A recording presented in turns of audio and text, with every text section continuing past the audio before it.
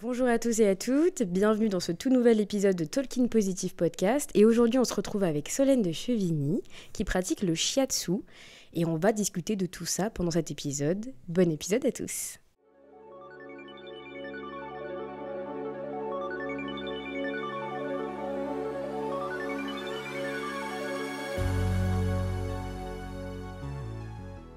Alors Solène, déjà, est-ce que tu peux te présenter ?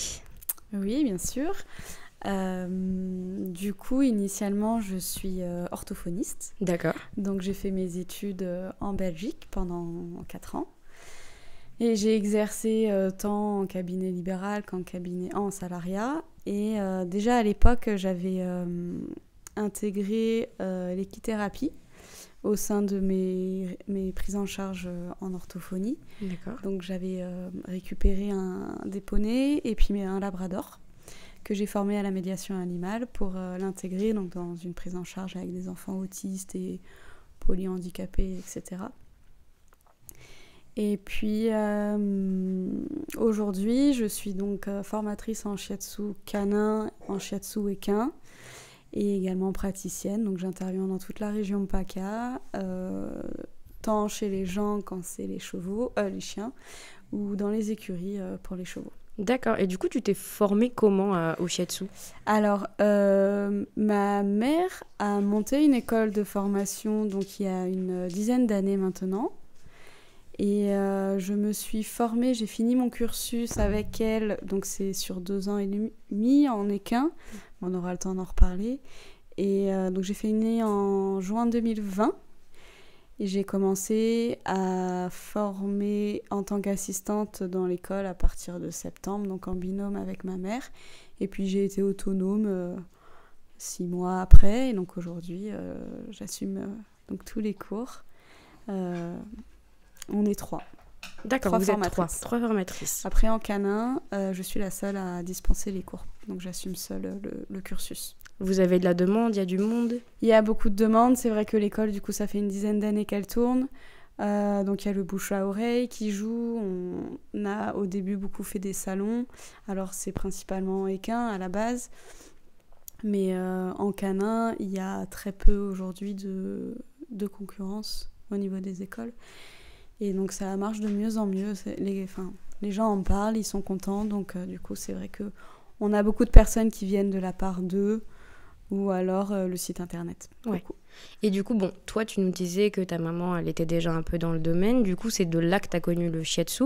Oui. Elle, est-ce que tu sais comment est-ce qu'elle a commencé Oui, comme beaucoup de personnes qui finalement viennent ici pour apprendre le shiatsu, c'est qu'à l'époque, elle avait un cheval qui était très malade. D'accord. Et elle ne trouvait pas vraiment de solution pour l'aider. Et elle a entendu parler de cette approche. Et donc, elle a commencé à se former au début en niveau 1 en se disant « je fais juste le début pour mon cheval et puis ça ira ». Et en fait, ça lui a plu. Donc, elle a été jusqu'au bout du cursus. Et progressivement, elle a monté son école des années après. Et donc, moi, étant ma mère... Je me suis pas au début vraiment intéressée à ce qu'elle faisait parce que j'étais dans mon trip d'orthophonie et que chacun a son business. Et en fait, ce qui s'est passé, c'est que j'avais pris un poney donc pour l'équithérapie qui est décédé du jour au lendemain d'une colique qui a été pour moi très choquante, qu'on a dû la faire euthanasier à la clinique vétérinaire. Et je me suis vraiment questionnée en fait sur qu'est-ce que j'aurais pu faire pour accompagner ce poney qui était très sollicité par des enfants qui, du coup, de par leurs problématiques, ne vont pas toujours très bien. Ouais. Donc, qu'est-ce qu'elle, au niveau émotionnel, elle encaissait ?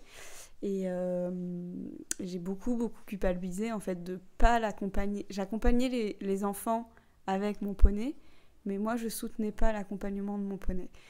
Et j'ai donc décidé de me former, en fait, au shiatsu. Non, j'étais déjà J'étais étudiante. D'accord. Mais c'était plus pour savoir ce qui se passe. D'accord. Pour savoir ce que c'est, parce que c'est ma mère et qu'en gros, il y a tout plein de gens qui viennent ici. Oui, c'est sûr. T'es baignée dedans, quoi, complètement. C'est ça. Donc, je m'étais inscrite plus dans une démarche de curiosité que vraiment avec un projet derrière. Et quand la ponette est décédée, je me suis dit, mais non, il faut que j'investisse, en fait... plus pour accompagner les animaux. Donc c'est ce qui m'a poussée à m'investir davantage dans la formation.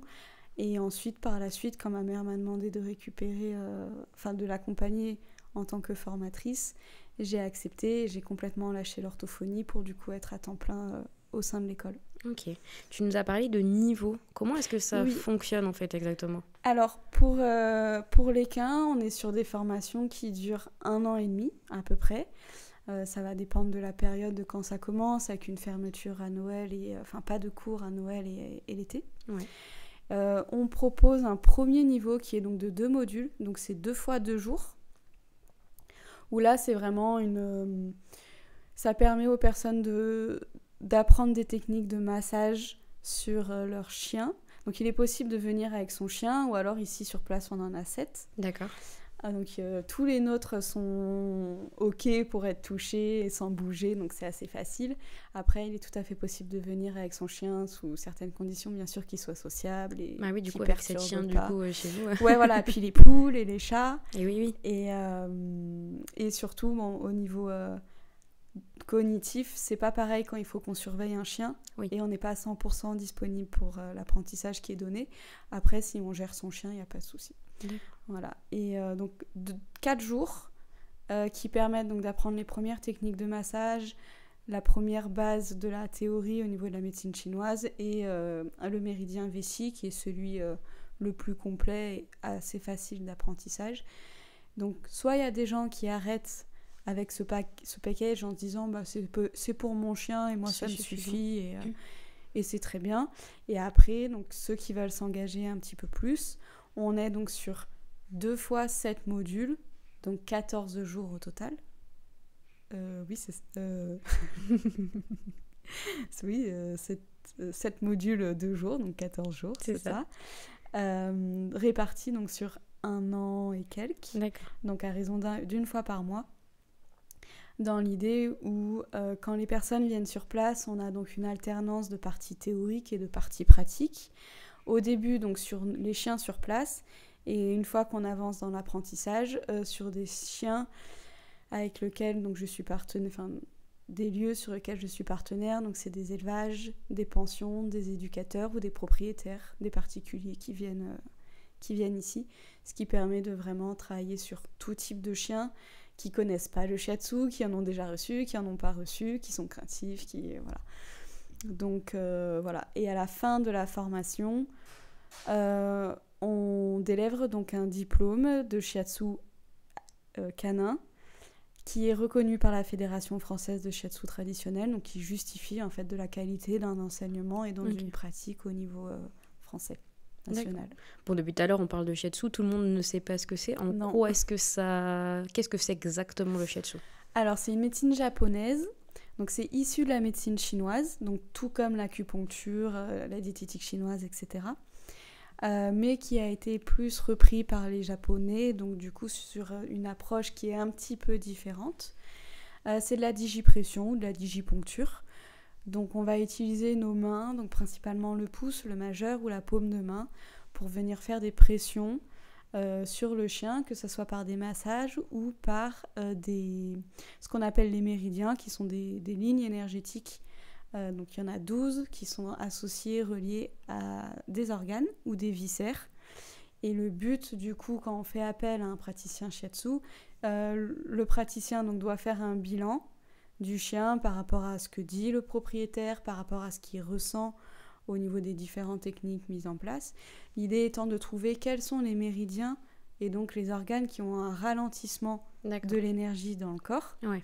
Et ensuite, c'est par le biais donc, de digiponcture ou digipression, à la différence de l'acupuncture qui utilise des aiguilles, c'est de venir relancer l'énergie qui est stagnante ou qui n'y en a pas dans les méridiens pour que du coup l'organe puisse reprendre du mouvement et que donc le système d'auto-guérison du chien puisse se relancer.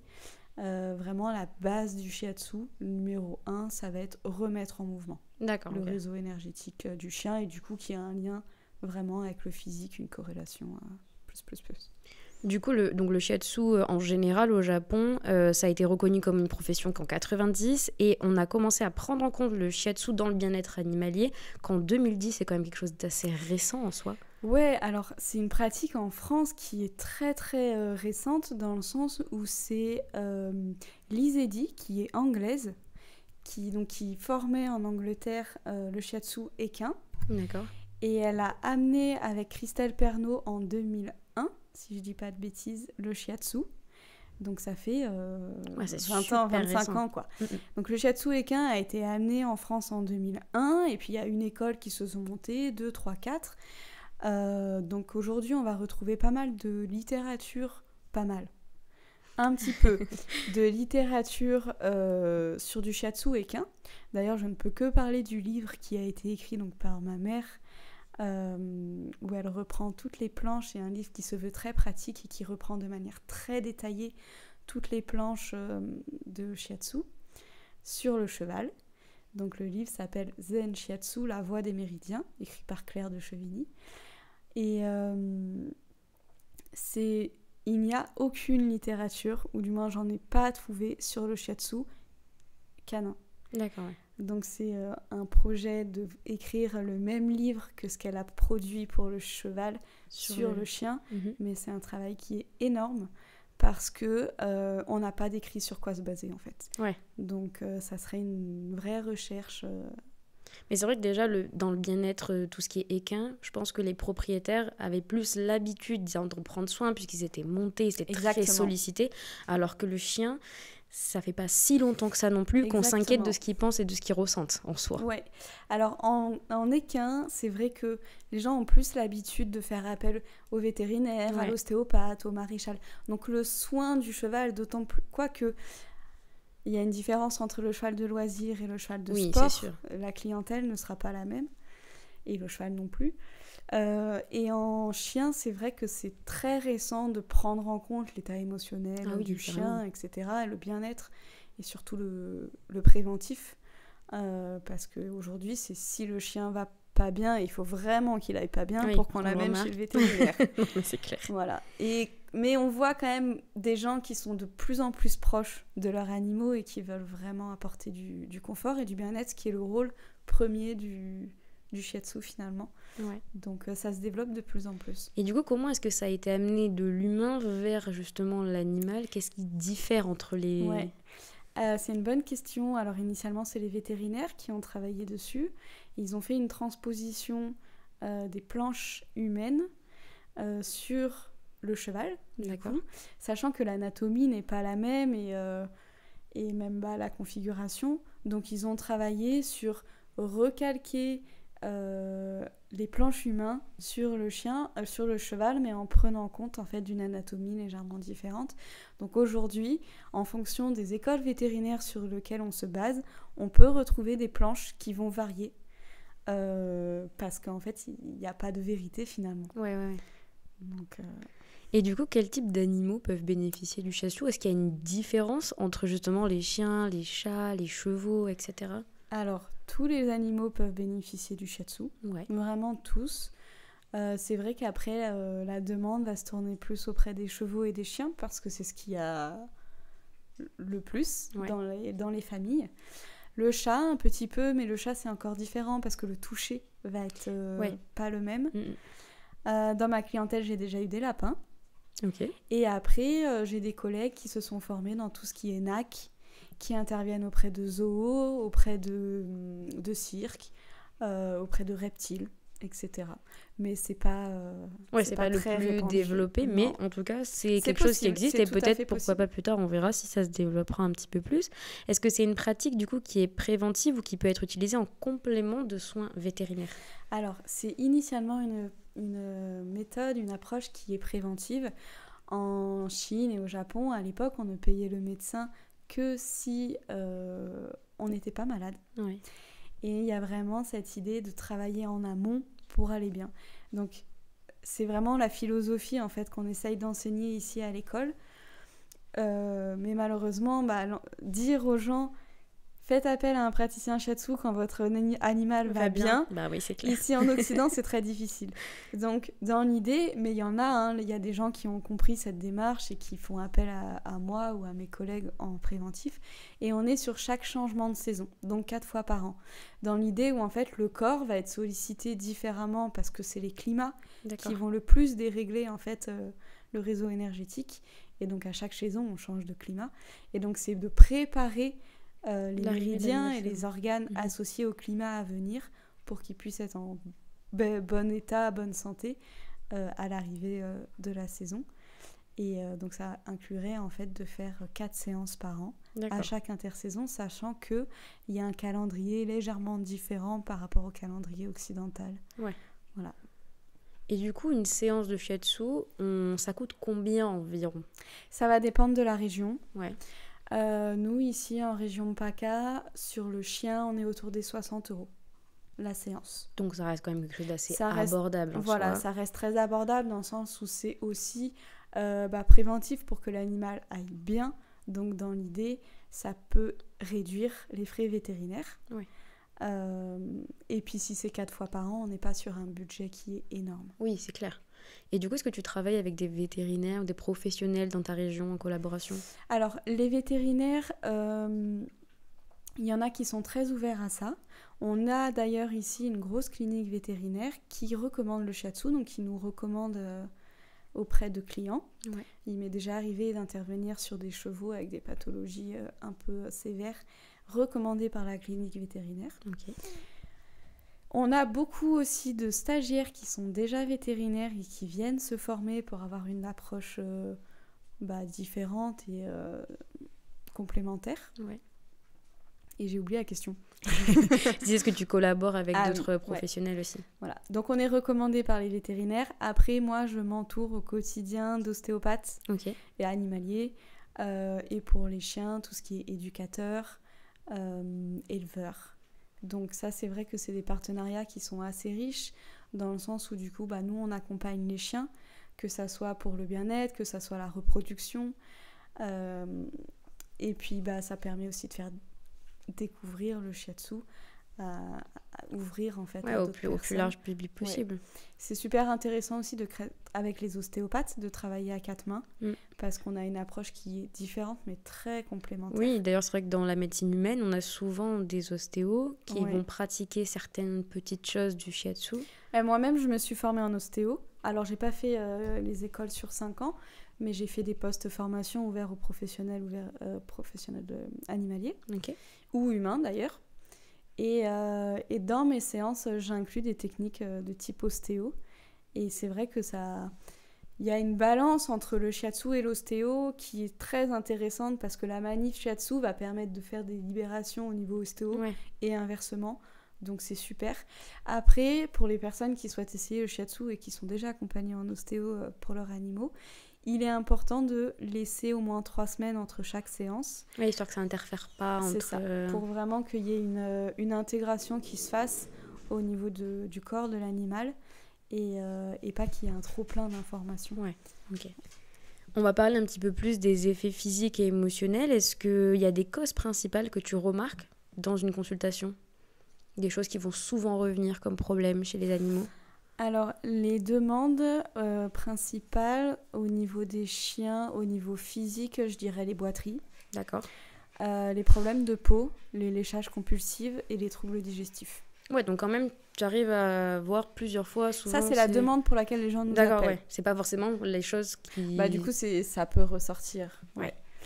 Et après, au niveau émotionnel, on est sur soit le chien agressif, soit le chien très craintif. Ouais. Soit il y a eu un accident traumatique, émotionnel et ou physique. Et du coup, les gens peuvent faire appel à un praticien shiatsu.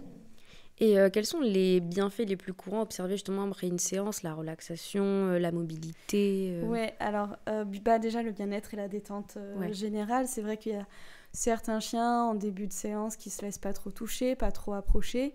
Et à la fin, ils sont détendus, le toucher est beaucoup plus facile et accepté. Donc ça, déjà à l'instant T, il peut y avoir un vrai bénéfice très court.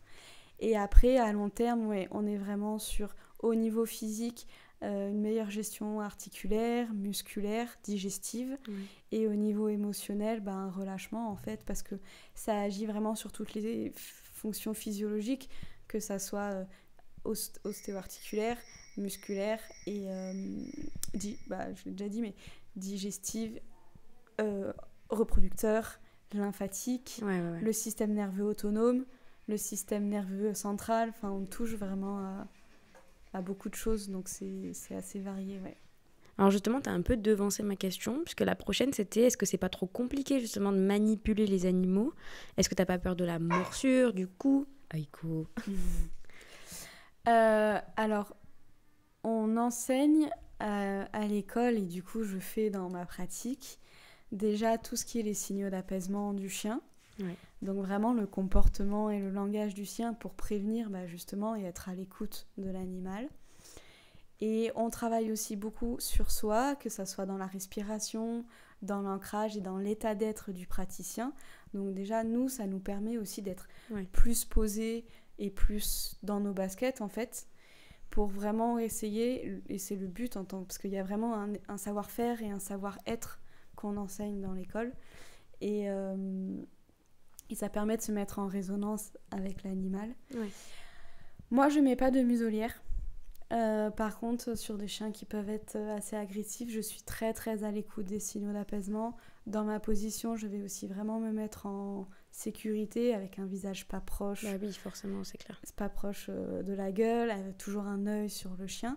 Et après, on enseigne et on pratique aussi sur un travail à distance, si besoin, dans le sens où le shiatsu étant certes une technique qui est manuelle, mais qui est aussi énergétique. D'accord. Et du coup, il faut voir ça comme un Wi-Fi ou comme une radio. C'est comme des fréquences.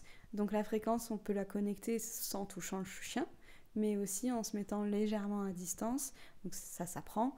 Donc il est tout à fait possible en fait de se reculer et de travailler donc à quelques mètres, quelques centimètres, quelques mètres du chien, ce qui du coup permet de prévenir justement de la morsure sur un chien qui peut être assez réactif. Ouais, parce que c'est vrai que sur le cas du chien, on a déjà de suite, ça peut être hyper dangereux et voilà. Mais sur l'équin en soi, ça peut l'être aussi. Oui, alors il y a une grosse différence à pratiquer l'équin et le canin. Ouais. L'équin, on est debout. Oui. Le chien est au sol, donc on est accroupi. D'accord. Donc le cheval, ça va peut-être être plus simple aussi de pouvoir reculer. Que le chien. Alors du coup, pareil, on a toujours les deux pieds au sol, avec la possibilité de reculer. Donc pas assis, pas en tailleur. Enfin, il y a vraiment des positions. Ouais, donc il y a vraiment des positions de mise en sécurité, même pour le praticien. Mais en même temps, t'es obligé de passer par là, je suppose. C'est normal pour tout le monde, parce qu'en soi, même si lui venait à mordre, c'est traumatique aussi pour lui. Du coup, la pratique, tout devient complètement compliqué. Oui, c'est pas le but du tout, quoi. Le but, c'est vraiment la sécurité du praticien aussi. Bien sûr. Et après, l'intérêt d'être aussi accroupi sur ses deux pieds, c'est tout ce qui est respiration. De ne pas venir fermer en fait le ventre pour ouvrir la cage thoracique. Ouais. Et ce qu'on appelle respirer avec son hara. Donc pour les Japonais et les Chinois, c'est vraiment cette zone ici, au niveau du ventre et des reins, qui est pour eux le lieu le plus important qui se joue en fait. Donc vraiment travailler avec cette zone et qui oblige en fait à venir ouvrir le dos et les épaules. Si tu as un chien justement ou un équin, peu importe le type d'animal, qui est un peu réticent au contact, etc., est-ce que tu fais d'abord une désensibilisation de l'animal avant de t'approcher et de vraiment aller en profondeur dans le soin? Ça dépend vraiment du chien. Si c'est un chien qui a peur de ma main, non, dans le sens où je ne vais pas l'obliger à accepter ma main. Donc si il accepte pas d'être touché, pour moi c'est complètement ok. Après, il faut avoir un propriétaire qui est ok et qui soit ouvert à accepter en fait que je travaille sans toucher le chien. Oui, c'est sûr que du coup ça paraît tellement abstrait pour certains propriétaires après de... Donc j'essaye de l'expliquer comme je vous l'ai fait avec cette histoire d'ondes et de radio. Ouais. J'entends très bien que c'est un discours qui ne peut pas être entendu par tout le monde. Mais en attendant, moi j'ai ces outils. Et ça me permet quand même de travailler et de faire ce pourquoi je suis là. Ouais. Et justement, tu as déjà des animaux qui t'ont refusé le contact et où tu n'as pas pu aller plus loin? Oui, alors là, je pense par exemple à un chien que j'avais eu en clientèle. Je le voyais pendant plusieurs mois, une fois par mois. C'est une dame qui l'a récupéré, qui l'a sauvé. Et un chien qui est très proche de l'homme. Donc quand j'arrivais, il me sautait dessus. Ouais. Mais dès que je me mettais dans une attitude différente pour l'accompagner, il voulait pas. Et donc, il se mettait vraiment au fond de l'appartement. Et moi, j'étais à 4-5 mètres du chien. Et je n'ai jamais réussi à le toucher dans une intention shiatsu, alors que je pouvais le caresser sans problème. Et finalement, même après 3-4 séances, il y a eu des très beaux résultats avec ce chien. J'ai oublié quelle était la problématique, mais j'ai souvenir que c'était... D'ailleurs, il était catégorisé. D'accord. Et ça a été retiré parce qu'il était devenu beaucoup plus sociable envers l'homme, envers les humains. Il a été réévalué ensuite. Exactement. D'accord. Ouais. Donc tout ça accompagné en fait par le travail d'une éducatrice, d'une propriétaire du chien qui était très bienveillante et qui faisait tout ce qu'il fallait pour cette chienne qu'elle venait de sauver. Mais il y a eu un très beau résultat et d'ailleurs la dame a été très surprise justement de l'effet en fait que ça pouvait avoir sur son chien. C'est très fréquent que la personne... Ou alors à l'inverse, les gens m'amènent un chien et me disent par contre il se laisse pas trop toucher. Pas de problème. Le chien se fait toucher tout le temps, mais parce que le toucher est très différent finalement de la caresse. Parce qu'en fait, il y a plein de chiens qui supportent pas du tout la caresse. Je vais prendre l'exemple typique d'Aiko, qui est un Shiba, et qui a vraiment cette réticence-là avec les gens qui vont directement mettre les mains, etc. Mais alors que tout à l'heure, tu vois, tu t'approches lentement, etc. Bon, bah là, il accepte. Parce que c'est une distance, c'est pas pareil, c'est vraiment la caresse, c'est ce truc de forcer avec le chien. En fait, aujourd'hui, il y a une très grande méconnaissance autour du chien. Oui, c'est clair. Les gens ne connaissent pas le langage du chien, ils ne savent pas comment réagir, donc c'est vrai qu'ils ont tendance à aller très vite. Et pourtant, c'est un vrai apprentissage d'avoir un chien et de comprendre son chien indien. Et du coup, moi, ça, je l'enseigne à mes stagiaires. Et si le chien n'accepte pas, on ne forcera jamais. Vu qu'on est dans le bien-être du chien, on va pas aller à la contrainte du chien. Exactement. Ça n'a aucun sens. C'est une différence qu'on peut faire par rapport à l'ostéo. Où l'ostéo, quand il faut que le geste il passe, il faut le passer. Que nous, on n'ira jamais là où le chien ne veut pas aller. Soit on fait pas, soit on fait autrement. Donc, on n'ira pas en fait à contresens du chien. Est-ce que tu vas remarquer, par exemple, chez certains propriétaires, que c'est plus facile de s'approcher du chien quand il y a eu du medical training, etc. Ouais. De toute façon, si le chien a été éduqué à pas trop bouger, à pas sauter, à se laisser toucher, y a une vraie différence parce que entre pratiquer une séance sur un chien qui est calme, qui se laisse toucher et qui ne court pas partout, et un chien qui est à fond, qui est à droite, à gauche, c'est très dur. Dans ces conditions-là, c'est très dur pour nous, finalement. Donc oui, un chien éduqué à ça, c'est top. C'est un gros plus pour eux. Est-ce qu'il y a des contre-indications ou des précautions à prendre avant ou après une séance ? Alors, ne pas faire appel à... Alors, je refais. Déjà, s'il y a quelque chose de traumatique, c'est vétérinaire en priorité. Donc, ne pas en fait intervenir avant un vétérinaire quand c'est d'ordre médical. Et la femelle gestante, dans ses premiers temps de gestation, après il est possible et c'est très intéressant d'accompagner une femelle gestante, mais il faut laisser le temps au fœtus de s'accrocher parce que sinon ça peut créer une fausse couche. Sur des traitements aussi, on ne va pas pratiquer de shiatsu sur des traitements qui sont mis en place, type anti-inflammatoire ou etc. D'accord. Y a quoi d'autre Sinon, c'est accessible à tous les chiens, que ça soit des jeunes chiens, des chiots, que ça soit des chiens de travail ou des vieux chiens. D'ailleurs, le shiatsu soutient énormément les vieux chiens, en complément d'autres choses, mais c'est très intéressant. Après la séance, il faut pouvoir laisser le chien... Alors, on dit au repos, mais on ne peut pas vraiment laisser un chien au repos. Mais pas de gros entraînements, de grosses balades, de grosses excitations. Comme après une bonne grosse séance d'ostéo, où on vous dit de ne pas trop bouger, pas trop prendre la voiture, ce genre de choses. C'est ça, pour vraiment laisser le corps. Parce qu'il y a plein de choses, en fait, qui sont en train de se jouer en interne. Et il faut laisser aussi la possibilité au chien d'être au calme, de pouvoir dormir, de pouvoir gérer ce qui se passe, sans que ça soit un peu traumatique. Toi, tu pratiques du coup différents shiatsu, sur différents animaux. Est-ce que tu vas avoir des différences dans les techniques selon les animaux justement sur lesquels tu vas pratiquer ? Alors oui, déjà de par la position qu'on adopte, un cheval est debout, donc sur ses 4 pieds. Donc nous, on sera debout et on pourra tourner autour. Alors que le chien, on sera donc au sol donc sur ses pieds, sur ses genoux. Et en fonction de la position du chien, qu'il soit assis, couché, debout, ça va nous demander d'ajuster justement notre pratique. Et puis sur un chien, comme je disais, on a plus de réactivité qu'il peut y avoir par rapport à un cheval, quoique il y a aussi des risques, hein, bien sûr, avec un cheval. Mais je dirais qu'on a moins de... Sur le chien, il faut être plus attentif parce que du coup, les conséquences peuvent être quand même assez importantes. Et puis, il faut vraiment prendre en compte l'âge du chien, sa musculature, son physique et sa race pour vraiment trouver une pression qui soit adaptée pour pas justement créer un point de douleur qui puisse faire une réactivité. Donc, le shiatsu, finalement, la théorie est la même en fonction des animaux, mais bien sûr, la pratique sera différente parce qu'on est sur 2 espèces différentes. Donc oui, ça va demander des ajustements dans les techniques. Et justement, tu disais que sur l'équin, on avait un petit peu plus de flexibilité, peut-être parce que c'est plus robuste ou... Je pense aussi que les chevaux ont plus l'habitude d'être touchés. Ouais.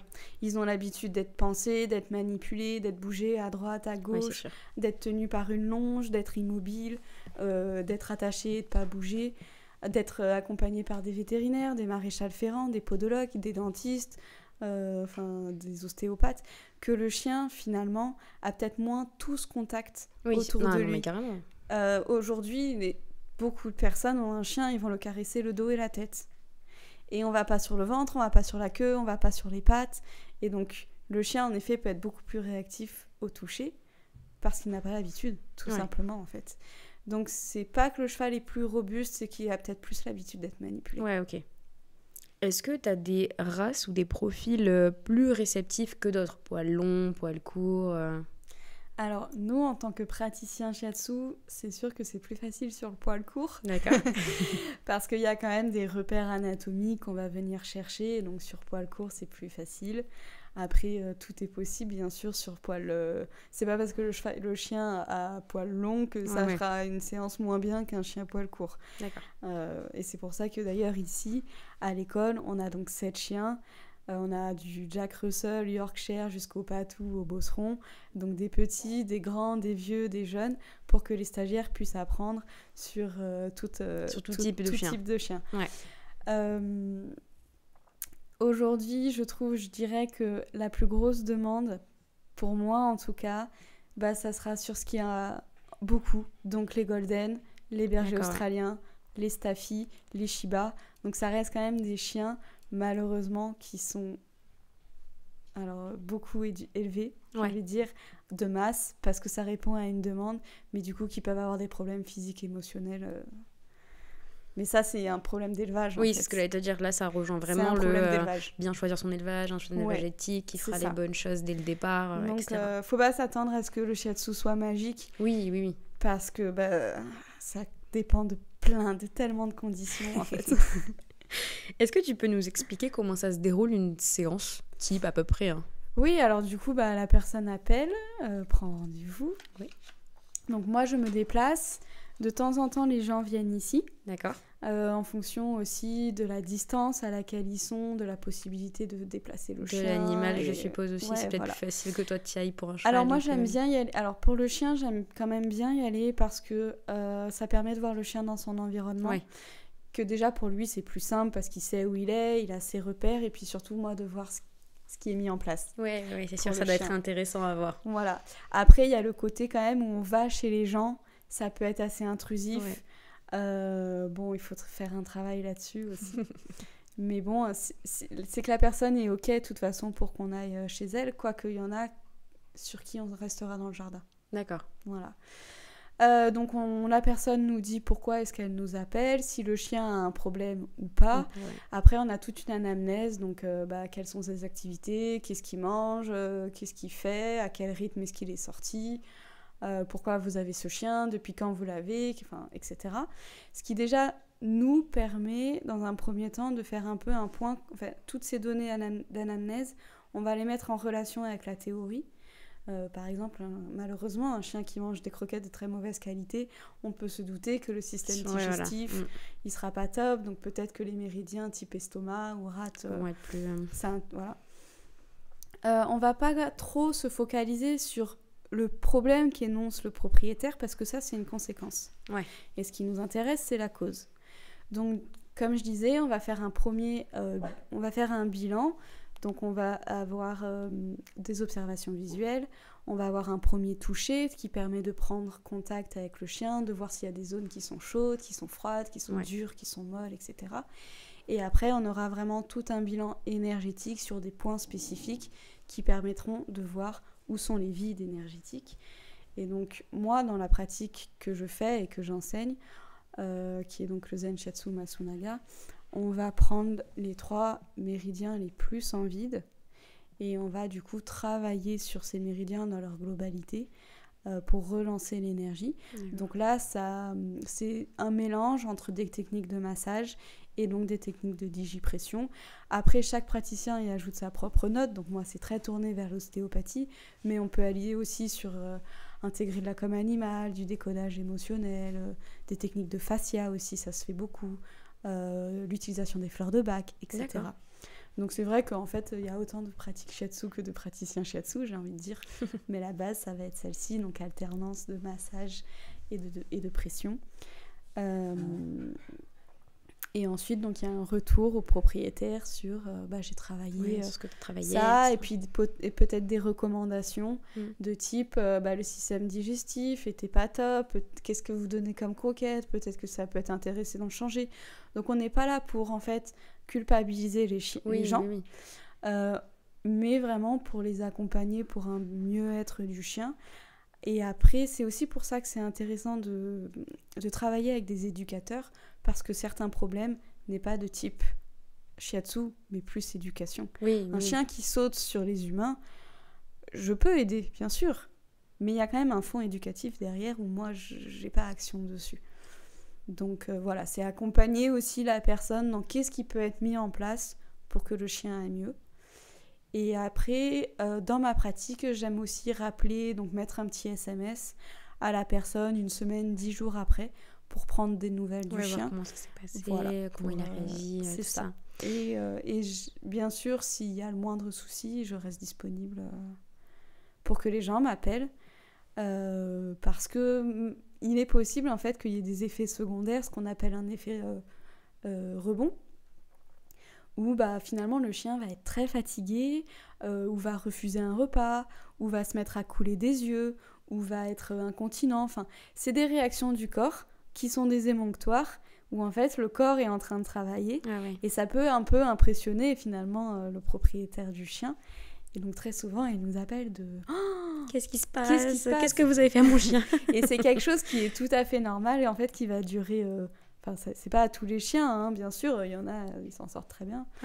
Mais ça peut durer 3-4 jours, et ça peut un peu perturber les personnes. Et ça, c'est très important de le dire, parce qu'il m'est déjà arrivé, malheureusement souvent, dans ma clientèle, où les gens, du coup, le lendemain, vont chez le vétérinaire. Ah, et du coup, ça interagit. Exactement. En fait, le chien va beaucoup dormir parce qu'il est fatigué. Donc, ça fait stresser les gens.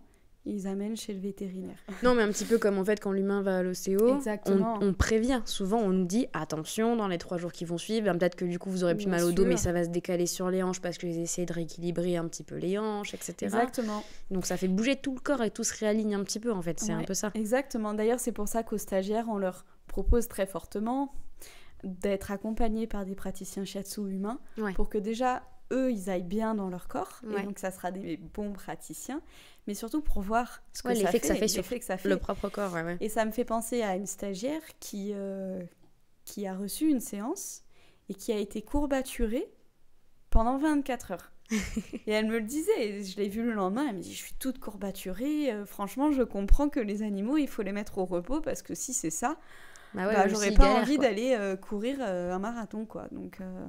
Non, mais c'est marrant de faire le parallèle justement entre le shiatsu humain et le shiatsu plus canin, équin, etc.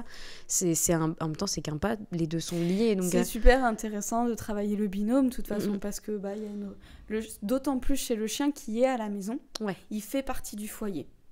Donc le rapport émotionnel en fait entre l'humain et le chien, il est quand même énorme. Donc de travailler sur le chien, en fait, il faut vraiment accompagner aussi l'humain, parce que la relation, elle est indissociable. En fait. Bah oui, c'est sûr. Ouais. C'est quoi l'aspect le plus dur dans la maîtrise de cette pratique? L'aspect le plus dur, Ouais. Vraiment dans la maîtrise. Est-ce que Ouais. c'est dur à apprendre? Alors, bon, déjà, la médecine chinoise, c'est une théorie qui est très... Alors, c'est simple parce que c'est de la compréhension basée sur l'observation de la nature, Ouais. mais ça reste très complexe parce que beaucoup de données, beaucoup d'informations, et puis on est sur quelque chose de vivant, en fait.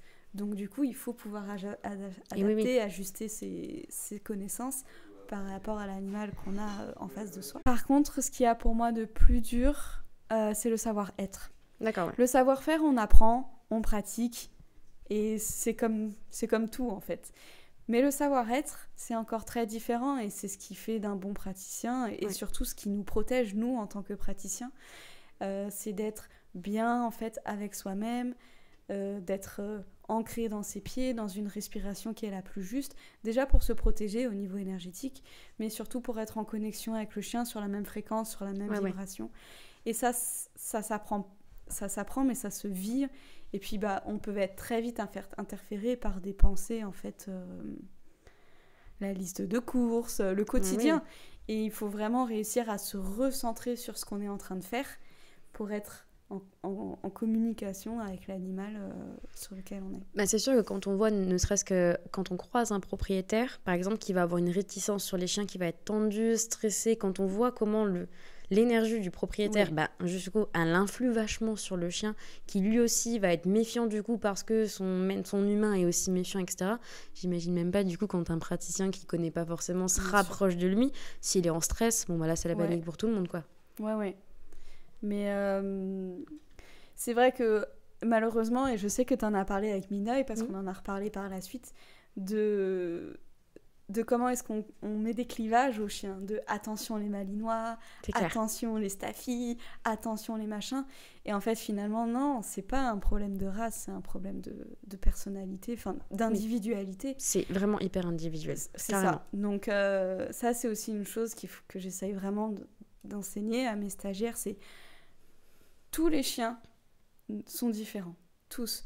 Donc ne soyez pas sur une race. Alors on le sait, le berger australien, aujourd'hui, il y en a beaucoup. C'est des chiens qui sont très actifs. Bien sûr, tu vas pas pratiquer le même shiatsu. Enfin, tu vas pas utiliser les mêmes techniques sur un berger australien actif que le petit chien, le Yorkshire de 10 ans, machin. De la mamie qui sort jamais du sac à main, par exemple. Voilà. Mais après, c'est pas parce que c'est un rot qui va te mordre, Bien etc. sûr. Donc il faut vraiment aussi prendre en compte l'individualité du chien. Et du coup, pourquoi est-ce que tu as décidé de passer, toi, à l'enseignement? Parce que tu enseignes ça à des professionnels, des particuliers, etc. Alors, déjà, là, en effet, je sais que la demande au niveau des stagiaires, donc on est sur déjà des personnes qui sont déjà du monde animalier. Okay. Donc, que ça soit des éleveurs, des éducateurs... Qu'est-ce que j'ai d'autre ? Des masseurs, des gens qui ont fait des formations en massage canin et qui veulent aller plus loin. Sachant que donc, nous, j'enseigne du massage, mais ça reste du massage dans un but énergétique. Oui. Donc vraiment avec une autre approche que vraiment juste le muscle et le tendineux. Ce qui nous intéresse, c'est vraiment de mettre en mouvement le réseau énergétique. Donc c'est encore un massage différent. Donc c'est ce que viennent chercher les gens aussi qui sont déjà formés en shiatsu en massage. Ouais. Et après, on peut être aussi sur des particuliers qui veulent apprendre pour leur chien et des personnes aussi qui souhaitent une reconversion professionnelle, en complément ou en reconversion professionnelle. Et qu'est-ce qui m'a mis à la formation ? C'est vrai que j'aime ça. J'aime être en contact avec les gens. Ouais. Et j'aime surtout ce qui me plaît dans ce que je fais. Donc on est sur des formations de 1 an et demi. Et c'est de voir l'évolution des gens, de l'ouverture que ça apporte aux gens, de les voir évoluer en tant que savoir-faire et savoir-être. Donc pas de regret du coup, de revirement de situation. Oh là, on va aller jouer ailleurs les loulous là. Non, pas de regret de changement. Pas de regret de changement de... C'est vrai que j'étais dans le soin pour les humains. Ouais. Et suite à l'épisode que j'ai vécu, que j'ai traversé, je me suis dit, je veux rester dans le soin, mais pour les animaux. Bon, c'est une belle évolution en tout cas. Ouais. Comment elle se déroule justement cette formation shiatsu ? Tu nous as parlé un petit peu tout à l'heure de la durée, etc. de la pratique de la théorie. Comment ça se déroule chez vous? Est-ce que vous accueillez les gens chez vous?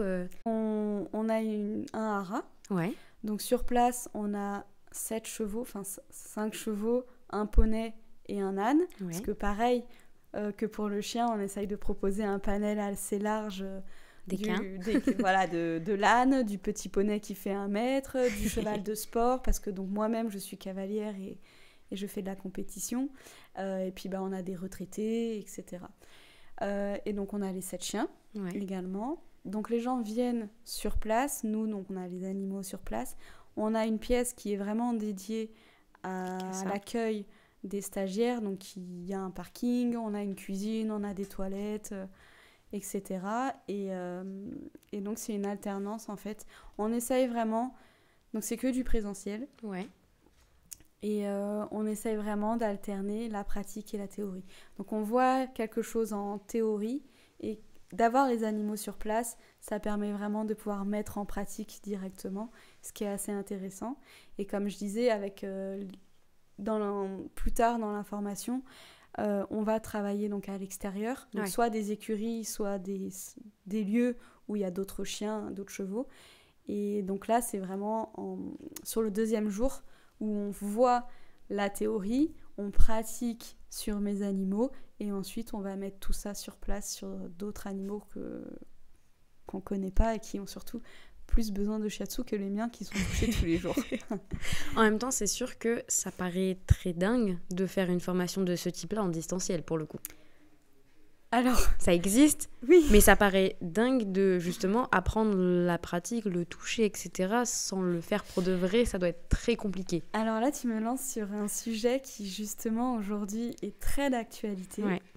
J'en ai encore parlé ce matin avec ma mère parce que c'est pour moi malheureusement la demande. Oui. Des gens qui, et j'entends, de par le budget, de se déplacer, de poser des jours de congé, de se loger, etc. Oui, c'est sûr. C'est un coût. Ne veulent moins se déplacer et donc souhaitent des formations en ligne. Alors pourquoi pas mettre la théorie? Oui, voilà ce que j'allais te dire, ligne. tout ce qui est cours en soi, les gens peuvent le réviser chez eux, mais la pratique... Non, mais déjà on le sait que faire une formation en ligne, il y a quand même beaucoup plus de risques que la personne lâche que quand ça engage justement des déplacements et de venir sur un lieu. Déjà, il y a ça. Pour moi, c'est déjà que j'ai peur de perdre les gens. Ouais. L'autre chose, c'est qu'il y a aussi une dynamique de groupe qui est énorme, qui motive les gens. Il y a des liens qui se créent, les questions sont super enrichissantes. Les gens se voient, ils deviennent amis. Moi-même, je suis devenue amie avec des stagiaires. Et ça, le groupe se porte et on ne peut pas l'avoir en Oui, c'est sûr. C'est pas la même expérience du tout. Et la pratique, encore une fois, c'est pour moi un non-sens de pouvoir déjà le savoir-être dont je parlais et le savoir-faire sur un chien qui bouge, de pouvoir faire ça en ligne sur un groupe, j'entends, parce que donc les groupes qu'on accueille ici sur du chien, c'est entre 6 et 8. D'accord. Et c'est volontaire de faire des petits groupes pour justement, moi, pouvoir accompagner les stagiaires au mieux possible et aussi réduire le nombre de chiens sur un même lieu. Oui, c'est sûr que beaucoup de chiens en même temps, si comme tu le disais tout à l'heure, les gens ramènent leurs chiens, ça peut créer beaucoup de conflits, ça peut être problématique, surtout si vous avez les chevaux, les ânes, etc. au milieu, ça fait vraiment beaucoup de choses à gérer. Ouais, c'est pour ça que c'est des petits groupes dans vraiment la volonté d'accompagner les stagiaires au mieux possible et au niveau sécuritaire, que tout se passe bien et qu'il n'y ait pas de soucis par rapport à la présence des chiens. C'est pas le but de traumatiser les chiens en ayant une mauvaise rencontre ou quelque chose comme ça. Alors justement, est-ce que tes élèves, ils doivent avoir des connaissances préalables en médecine chinoise ou en soins animaliers, etc. Ou est-ce que ça peut être complètement adapté à des gens qui découvrent et qui commencent? Non, la formation, elle est vraiment ouverte à tout le monde. Il n'y a pas de prérequis pour venir, si ce n'est ne pas avoir peur des chiens. Voilà, c'est le seul. Et vraiment, je m'adapte à tous les stagiaires et à leurs connaissances, que ce soit des gens qui sont déjà du milieu canin ou des gens qui découvrent ça. Et c'est vrai qu'il y aura vraiment... il est possible de venir, quelles que soient ses connaissances. Ok. Est-ce qu'un propriétaire peut apprendre quelques gestes simples pour soulager son chien au quotidien? Oui, alors moi je dirais la première chose, c'est de toucher son chien. D'accord. Et pas de le toucher de partout en fait. vraiment en conscience, de pouvoir un vrai contact en conscience et pas juste une caresse sur le dos. Ouais. Donc descendre sur les jambes, toucher les doigts. Il y a beaucoup de chiens qui ne se laissent pas toucher les pattes, mais parce qu'on ne le refait jamais en fait, Oui. finalement. Donc je pense qu'en fait déjà de pouvoir toucher son chien en conscience, c'est déjà énorme. C'est vrai qu'on a beaucoup de chiens qui sont en détresse acquise sur la muselière, sur justement la manipulation vétérinaire, avec des vétérinaires qui nous disent après que nos chiens sont intouchables, etc. Et d'un côté, il faut les comprendre. C'est vrai que quand ils arrivent sur des chiens qui sont pas du tout manipulés au quotidien, ça peut être super compliqué pour eux d'appliquer les soins. Idem pour vous. Ouais, mais en dehors de ça, en fait, le toucher permet vraiment de relancer le réseau énergétique, de mettre du mouvement. Ouais. Donc du coup, c'est un apprentissage donc, d'un chien qui va se laisser toucher, mais il y a aussi le mouvement qui s'induit, et c'est ce qu'on cherche, c'est le but. Est-ce qu'il y a des exercices de base que tu recommandes aux propriétaires pour détendre leur chien ? Du coup, si en plus il y a des niveaux, je suppose qu'il y a un bloc avec les premiers gestes à avoir envers ces animaux, parce que là je te parle du chien, mais pour les personnes qui ont des chevaux ou autres aussi, tu vois. Ouais, alors après, c'est sûr qu'il faut s'adapter à l'animal, surtout le musculaire et ce qu'il est prêt à accepter, mais c'est d'essayer de trouver la pression la plus juste. Ouais. Et après, on peut faire des cercles avec la main, des palpés roulés. Alors, ce qui va être très intéressant, c'est de toucher les oreilles. D'accord. Parce qu'on est si on part en auriculothérapie, on a toute une cartographie et un réseau énergétique au niveau des oreilles. Donc, venir stimuler les oreilles, c'est super intéressant. Et la queue également. Parce que donc, c'est la terminaison de la colonne vertébrale. Et donc, agir sur la queue va permettre de relancer toutes les vertèbres, depuis les coccygènes jusqu'à l'occiput. Alors là, pour le coup, quelque chose d'hyper particulier, une question que je me pose même moi, c'était, par exemple, le syndrome de la queue coupée, tout ce qui est douleur au niveau de la queue chez le chien, c'est beaucoup plus fréquent que ce qu'on pense. Est-ce que, justement, le shiatsu peut aider à ça ? Écoute, on m'a appelé et mardi prochain, je vais faire un chien qui a ce symptôme, enfin ces symptômes-là. Donc je suis moi-même assez curieuse de voir qu'est-ce que je vais pouvoir apporter à ce chien, parce que donc, c'est la première fois qu'une personne m'appelle pour ça. Donc pareil, j'ai attendu en fait que les traitements vétérinaires soient finis avant d'agir, parce que si bien sûr on met de la cortisone, je vais pas venir faire un shiatsu parce que le shiatsu va drainer la cortisone. Il y a aussi que il est dans son traitement vétérinaire et il faut pas interférer. Ouais, c'est ça. Donc j'ai attendu que la personne finisse le traitement vétérinaire, donc je lui ai donné un rendez-vous quelques semaines plus tard par rapport à sa demande, et donc j'y vais mardi prochain. Il y a beaucoup de chiens qui ont malgré tout des problèmes de lombaire, donc on connaît bien sûr les dysplasies, les hernies, les vertèbres qui se touchent, etc. Le shiatsu va être très très très bénéfique pour toutes ces pathologies-là. Ouais, parce que justement, mes parents ont un bosseron qui s'est fait rouler sur la queue par une voiture quand elle était toute chio. Ouais. Bon, déjà, il a eu de la chance parce qu'on a réussi à la tirer avant que ce soit beaucoup plus grave que ça. Mais du coup, c'est vrai que sa queue, des fois, elle est douloureuse pour elle. Donc, tu vois, ça, par exemple, ça peut être un cas où ça peut la soulager. Alors là où c'est intéressant, c'est que vu que donc, le shiatsu canin est une transposition du shiatsu équin, qui est lui-même une transposition du shiatsu humain, les humains n'ont pas de queue. Oui. Donc, il n'y a aucune base MTC, médecine chinoise, sur la queue des animaux.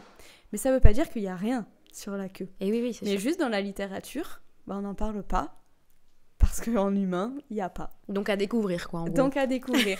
On sait qu'il y a quand même un réseau nerveux qui est très important dans la queue, et donc nécessairement, il y aura un impact de la queue sur l'ensemble du corps. Ouais. On va vraiment dire que la queue, en fait, c'est le gouvernail de l'animal, parce que c'est la fin de la colonne. Ouais. Donc une douleur en fait de queue va se répercuter dans l'ensemble du corps. Dans l'ensemble du dos, notamment du dos, du coup. Notamment du dos, c'est ça. C'est pour ça que le massage de la queue est un massage qui est très important. Celui des oreilles et celui des épaules. Et du coup, parce que là on en parle au grand public, c'est pas forcément des personnes qui sont formées, il faut pas non plus qu'ils se lancent dans du massage sans avoir un minimum de base, ça peut interférer, ça peut poser des problèmes. Non, et puis déjà il y a la question de sécurité, même si c'est son chien, on sait pas quelle réaction va avoir le chien, même s'il est très gentil, on le sait, les labradors, premier chien mordeur.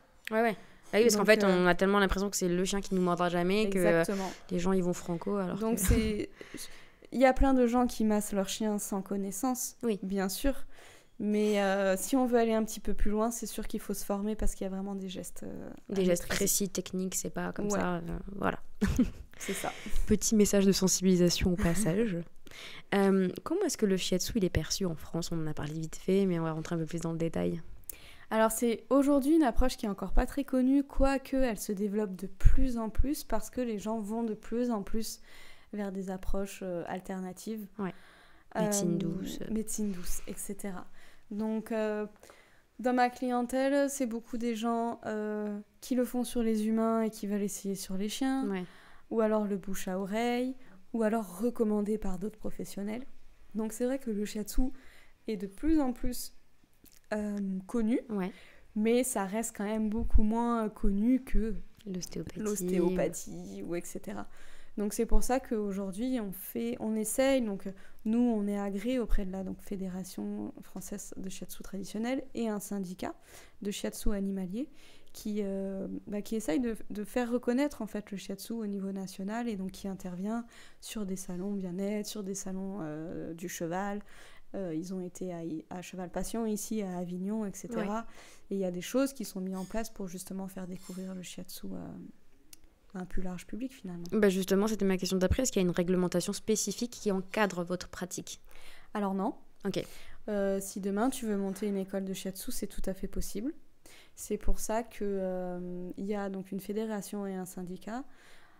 La fédération, il y a donc que certaines écoles en fait qui sont agréées par cette fédération, dont la nôtre. Donc il y a certaines réglementations à pouvoir justifier, entre autres le fait de faire passer des examens. Donc du coup, je fais passer des examens à mes stagiaires. Alors, il faut voir ça comme des connaissances d'acquis. Mais c'est une norme pour justement avoir la validation de la FFST. Et donc à la fin, la FFST reconnaît en fait le stagiaire comme praticien. Et du coup, ça justifie de la bonne qualité de la formation par rapport à en fait, du tout venant qui malheureusement n'est pas... Il n'y a aucune réglementation au niveau de l'État en fait. FFST, c'est quoi du coup pour qu'on explique? Fédération française de shiatsu traditionnel. Et après, est-ce que tu penses que ça va être peut-être quelque chose qui va se rapprocher au final de l'ostéopathie humaine? C'est-à-dire que ça a mis très longtemps au final avant d'être cadré un petit peu mieux. Il y avait beaucoup de formations justement en 3 mois, etc. C'est devenu beaucoup plus répandu, donc on a commencé à mettre un cadre aussi. Alors c'est ce qui s'est passé pour l'ostéopathie animalière. D'accord. Aujourd'hui, pour devenir ostéopathe animalier, après avoir fait les 5 ans d'école, il faut passer un examen auprès de l'ordre des vétérinaires. Examen qui est très difficile. Et donc, finalement, il y a très peu d'ostéopathes animaliers qui ont la possibilité d'exercer sans... Enfin, voilà. Ils ont essayé de mettre ça en place au niveau du shiatsu. Il y a eu beaucoup de pourparlers. Et aujourd'hui, c'est un peu en stand-by. D'accord. Voilà. Est-ce que tu as constaté quand même du coup une évolution dans la perception du shiatsu, tu le disais, dans les dernières années là? Parce qu'on disait tout à l'heure au tout début du podcast, c'est quand même très récent, arrivé en 2001, etc. Est-ce que Alors moi, j'ai pas assez de recul pour pouvoir répondre à ta question. Par contre, j'ai ceux de ma mère. Donc elle a fait partie des toutes premières promos en 2001 parce que ça fait plus de 20 ans maintenant qu'elle est formée. Et à l'époque, il y avait une école et ils étaient très peu de stagiaires. Aujourd'hui, il y a, alors j'ai pas en tête, mais auprès de la FFST, je crois qu'il y a autour de 8 écoles, un truc comme ça, qui sont donc agréées par la fédération. Donc déjà, on voit bien que ça a pris en 20 ans une propension beaucoup plus importante.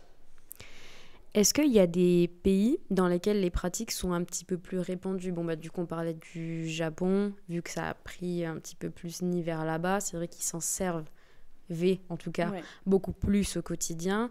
On a un peu les États-Unis aussi, chez qui c'est un peu plus démocratisé, le Canada, tout ça. C'est vrai que comme tout, la littérature est très anglaise. En français, il n'y a pas grand-chose, ou alors c'est de la traduction d'eux. Par contre... je ne sais pas s'il y a vraiment des pays dans lesquels c'est répandu, mais je peux te dire qu'en tout cas, il y en a où ça l'est pas. Autour de chez nous, tout ce qui est Belgique, il y a une école de shiatsu en Belgique, mais il n'y en a pas, à ma connaissance, en Suisse. Dans les pays francophones, j'entends, parce que c'est ce qui nous touche. On a des personnes qui viennent aussi, par exemple, du Maroc. On a des stagiaires qui viennent de l'Espagne, du Portugal. Donc c'est vrai qu'on touche aussi une population un petit peu plus internationale. D'accord. Et les Par gens... manque d'école et de connaissances aussi. Ouais. Est-ce que tu penses que cette pratique, elle va se démocratiser? On tend quand même vers quelque chose qui... C'est ce qu'on souhaite. C'est Ouais. pour ça qu'on œuvre pour faire connaître le shiatsu. Et puis, je pense que oui, parce qu'il y a encore une fois cette propension à aller sur de l'alternatif, du bien-être et du préventif. Ça prend son temps, mais je pense que ça va faire son petit bout de chemin. Déjà, quand je vois le nombre de personnes en fait, qui souhaitent se former à ça, et ça désemplit pas, en fait. D'année en année, ça désemplit pas. Et donc, du coup, on peut se douter qu'il y a aussi en réponse une clientèle par rapport à ça. Le fait d'avoir des professionnels, moi typiquement, j'ai connu le shiatsu canin par Mineuil parce qu'elle s'y est formée, parce qu'elle en fait sur son site internet, et même quand elle rencontre des gens en éduc, elle en parle beaucoup, elle dit moi je fais ça. Donc c'est sûr que c'est parce que les professionnels aussi vont venir chercher ça chez vous que ça va se répandre un petit peu partout. Est-ce que tu peux nous partager une histoire où le shiatsu a transformé la vie d'un animal, ou justement est-ce que ça l'a vachement aidé, joyeuse ou pas joyeuse, hein, mais Alors malheureusement, les gens sont plus focus quand ça va pas. Ouais. Donc on a plus de retours quand il y a quelque chose qui est différent et que ça ne va pas, mais on trouve toujours des solutions. Après, au niveau positif, je vais prendre par exemple ma ponette. Ouais. Donc elle a une petite boiterie très légère. Et en fait, on a fait sous recommandation de l'ostéopathe une radio. Et il s'avère qu'elle a des problématiques arthrose et un boulet qui est fracassé. D'accord, ouais. Et la vétérinaire était très étonnée. On n'a fait qu'un boulet sur les 4. Hein. Et la vétérinaire était vraiment très étonnée qu'elle puisse encore marcher. D'accord. Parce que en fait, avec ce qu'elle voyait à l'image, ça semblait impensable qu'elle puisse encore trotter et galoper. Sauf que c'est une ponette, parce qu'elle est ici, et donc c'est un cobaye de l'école. Ouais, donc elle est hyper suivie, beaucoup manipulée, exactement. etc. Et bien aujourd'hui, elle a une très légère boiterie dans un effort important. D'accord, alors qu'à la base, ça aurait dû être quelque chose de bien plus prenant, quoi. Exactement. Donc c'est une belle histoire, et ça montre bien qu'en fait, le shiatsu dans la régularité, parce qu'il y a aussi ça, on n'en a pas encore parlé, mais bien sûr, c'est une régularité de séance en fait qu'il faudrait. C'est que moi, j'aime bien associer ça à une boîte de médicaments. Ouais. On va pas prendre un cachet et tout va mieux. Et oui, c'est sûr. Donc c'est important aussi de quand même, si on s'engage en fait dans un suivi shiatsu, de vraiment être sur un suivi. C'est comme les antibiotiques, il faut aller au bout du traitement, sinon c'est exactement. pas efficace pareil, quoi. Donc après, on n'est pas là pour vous vendre 10 séances, bien sûr. Oui. Mais alors, j'ai dit que c'était du préventif, donc 4 fois par an. Sur un cheval ou un chien qui a une pathologie, une problématique spécifiée, c'est bien de faire 3 séances à un mois d'intervalle. D'accord. Ce qui permet vraiment de relancer sur des bonnes bases. Exactement. Et de remettre un petit peu tout ça à zéro, etc. Donc, par exemple, on fait 3 séances sur 3 mois. Et puis après, on part sur du préventif, donc 4 fois par an. Et donc, il y a un vrai accompagnement du chien. Et heureusement, il y a beaucoup de gens de plus en plus qui acceptent ça. Et dans ma clientèle, je vois bien que je travaille plus en intersaison qu'ailleurs. Ouais. Donc, ils ont ils doivent assimiler ce truc-là dans leur quotidien, dans leur pratique, un peu comme le bilan sanguin annuel chez l'homme. Exactement. On fait les séances shiatsu. Exactement. Mais justement, c'était une question que j'avais. Est-ce que parfois, une seule séance peut suffire ? Oui. Ouais. Et parfois, c'est pas la séance sur laquelle on s'y attend le plus. Ouais. Ou toi, tu te dis, oh là là, c'est quand même un gros problème. Si j'arrive à le soulager... Et en fait, la personne te rappelle et te dit, mais rien à voir. Ah, c'est fou, hein. Rien à voir. Ça tient ou ça tient pas ? Parfois, ça tient pas et tu te dis, il faut continuer. La dernière histoire que je pense, alors c'est encore cheval, mais parce que c'était assez flagrant, c'est une belle histoire d'ailleurs. C'est un cheval qui faisait de la narcolepsie. D'accord. Et depuis, il n'en fait plus. Une séance. Purée, c'est fou. Voilà. Donc, est-ce que ça va tenir ? Je sais pas. Et puis pareil, je suis pas là tous les jours pour checker le cheval et la propriétaire non plus. Donc peut-être qu'il fait des crises en dehors de sa présence. Mais en attendant, depuis la séance shiatsu, elle n'a pas vu son cheval faire de crise. Donc déjà, c'est que ça a quand même réduit les crises, quoi. Ouais. C'est quoi le plus gros cas que tu as eu à traiter, justement, ou le plus compliqué ? Alors là, je dirais comme ça... Alors, je vais rester sur le cheval parce que, bon, c'est ce que j'ai pratiqué plus longtemps avant de me mettre au canin. Une fille qui m'appelle pour son cheval, et en fait, le cheval était intouchable. Mais intouchable. Tu te mets à 3 mètres du cheval et il te mord et il te botte. Et du coup, la première séance, j'ai fait « Oh là là !»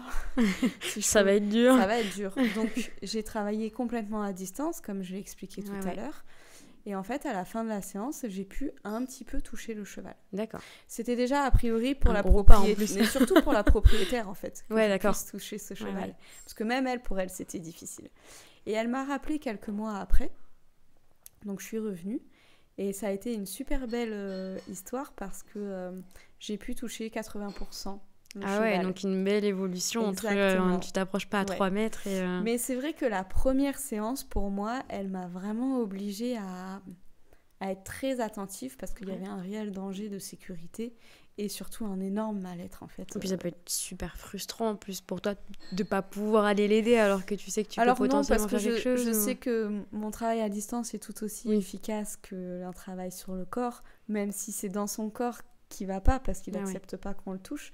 Mais c'est d'où l'intérêt, encore une fois, du suivi, c'est de voir, en fait, où sont les progrès. C'est clair. Et de voir que j'ai pu le toucher. D'ailleurs, ça m'a fait rire, parce que la deuxième fois que je suis venue, elle a dit est-ce que tu es d'accord que ma maman observe ? Parce qu'elle a été très impressionnée quand je lui ai raconté la première séance. C'est quoi, en général, les retours, justement, de ta clientèle ? Globalement, les gens qui ont testé sont plutôt satisfaits et adhèrent assez facilement ? Alors ceux qui sont pas satisfaits, je les revois pas. Oui, du coup. Mais t'en as beaucoup ? Les gens globalement sont assez contents. Alors il y a 2 choses. Il y a soit les gens qui voient une évolution et donc là ils n'hésitent pas à le dire et c'est super. Oui, je trouve qu'il dort beaucoup mieux, il boite moins, etc. Mais parfois les gens ne regardent pas au bon endroit. Leur demande c'était par exemple la boiterie. Ouais. Et en fait le chien boite toujours. Mais peut-être que dans son système digestif, ça va beaucoup mieux parce qu'on avait oublié qu'il avait des salles molles. D'accord, oui. Donc, parfois, c'est intéressant aussi de dire au propriétaire, mais ok, il boite toujours, certes. Mais par contre, vous m'aviez parlé de ça, ça et ça. Comment ça a évolué ? Ah oui, c'est vrai que quand même... Et oui, ils vont se fixer sur le point de base. C'est ça. Donc ça, c'est assez intéressant aussi de creuser avec le propriétaire du chien. Mais sur quel point est-ce qu'on peut voir une amélioration ? Et parfois, ça se joue en interne, donc on la voit pas. Donc c'est pas qu'on a fait un mauvais travail, c'est juste que ça se joue sur d'autres plans en fait. Ouais. Donc ça peut être un peu frustrant dans le sens où la personne va dire ça n'a rien fait, c'est pas efficace, parce qu'on est dans ce besoin d'efficacité, malheureusement. Mais en fait, peut-être que le résultat va prendre plusieurs semaines parce que ça se joue, et puis on a oublié qu'on avait fait du shiatsu en fait. Ouais. Donc, Est-ce que tu as un geste assez simple, assez basique qu'on pourrait appliquer à nos animaux pour leur faire du bien, sans prendre de risques, justement, sans leur faire mal ou... Ouais, c'est dont on a parlé tout à l'heure, déjà de les toucher partout. Et qu'est-ce que je pourrais te dire ? Ce qui est très important, c'est le dos. D'accord. Le dos, parce qu'on est sur toute la colonne vertébrale, on a des points très spécifiques au niveau du dos qui agissent sur l'ensemble du corps. Donc déjà, rien qu'un massage du dos, des oreilles, de la queue, c'est chouette. Et puis encore... puis ça renforce le lien en plus avec ton animal. Et le shiatsu permet ça finalement aussi. De créer une vraie relation avec l'animal et c'est ce que moi j'aime aussi. Je vois ton chien, il est juste là, couché à côté de vous, mais je ne l'ai pas touché. Si je lui fais un shiatsu, bien sûr, la relation que j'aurai avec lui va complètement changer. Et du coup, ça crée une belle ouverture finalement. Donc, c'est vraiment une approche qui est très sympa. Est-ce que tu as un message à adresser aux propriétaires qui hésiteraient justement à essayer le shiatsu pour les animaux, pour leurs animaux, et qu'est-ce que tu leur dirais ? Alors, le shiatsu prône le bien-être et la détente. Donc en fait, c'est vraiment une approche douce, qu'on ne peut pas du tout relier à l'ostéopathie parce qu'on ne fait pas craquer, on ne va pas là où le chien ne peut pas aller, on s'adapte au chien quitte à ne pas le toucher, etc. Donc on est vraiment sur une approche non intrusive qui apporte bien-être et confort. Ouais. Donc est-ce que c'est pas ce qu'on veut en fait pour son chien ? Rien de mauvais au final. Exactement. Donc en soi... On ne peut pas faire de mal. En réalité, parce que l'intention qu'on y porte, et l'intention est très importante, et bienveillante, et on va pas aller là où c'est interdit. Donc, tout bénef. Donc allez-y quoi, foncez. Exactement. Mais écoute, merci Solène en tout cas d'avoir pris le temps de nous expliquer tout ça. J'espère que ça va plaire à nos auditeurs. Je mettrai tous tes liens, les réseaux sociaux de votre école, etc. Dans la bio, donc n'hésitez pas à aller voir si jamais. J'espère que cet épisode vous aura plu. On se retrouve bientôt pour un nouvel épisode et puis à bientôt. Merci. Merci beaucoup.